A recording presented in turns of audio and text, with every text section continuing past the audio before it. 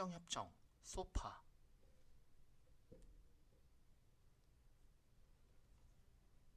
벙어리 냉가슴 앓던 한국인들. 1957년 극동 유엔군 사령부가 도쿄에서 서울로 이전되면서 우리나라는 북한의 남침 위협에서 보다 안전을 꾀할 수 있게 되었지만, 반면에 이때를 기점으로 미군의 범죄가 급속도로 증가하기 시작한다. 당시 한국에 온 미군들은 일본에 비해 근무 여건이 열악한 가난한 나라로 온 것에 대해서 불만이 팽배하고 있었고, 괜스레 누군가에게 화풀이라도 하고 싶었던 것이다. 에이, 더럽고 불결한 나라, 마땅히 놀 곳도 없고,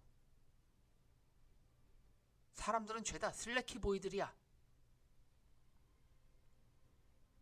그렇게 씩씩거리면서 미군 기지들은 도시의 엄청나게 많은 부분을 점유하고서 접근하면 발포한다는 팻말을 군데군데 붙여놓곤 했었다.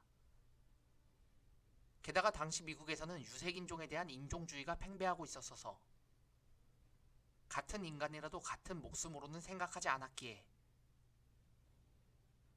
당시 미국의 남부에서는 자리가 있어도 앞좌석엔 흑인이 앉을 수가 없었다. 행여 미군의 눈밖에 나는 날이면 근처를 지나갔다는 이유만으로 총을 맞고 비명 행사하는 수가 있었다. 57년부터 시작해서 60년까지 3년이 조금 넘는 기간 중에 미군의 총경으로 사망한 민간인이 총 70명에 달할 정도로 당시 미군은 한국인의 목숨을 너무도 가볍게 여기고 있었다. 하지만 미군에게 당하더라도 한국인이 할 수 있는 일은 거의 없었다.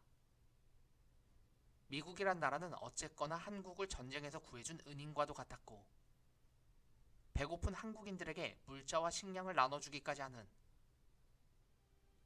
목숨줄과도 같은 나라였으니 미국에 대한 불만은 배은망덕한 일이었고, 국가의 대의에 배반하는 불경스러운 행동과도 같았으니 행여 미군에게 억울하게 당했다 하더라도 그저 벙어리 냉가슴 앓듯 마음 한편으로만 삭혀야 하는 게 당시 국민들이면 가져야 할 인지상정의 자세였다. 때문에 미군의 범죄에 대해 보고라도 받을 성 싶으면 이승만은 곧잘 이렇게 굳곤 했었다. 이 사람아, 내가 가끔 미국에 대해 불평을 한다고 자네들까지 그러면 못 쓰네. 미국은 우리가 어려울 때 도와준 친구야. 우리가 위급할 때 도와줄 수 있는 건 오직 미국뿐이야.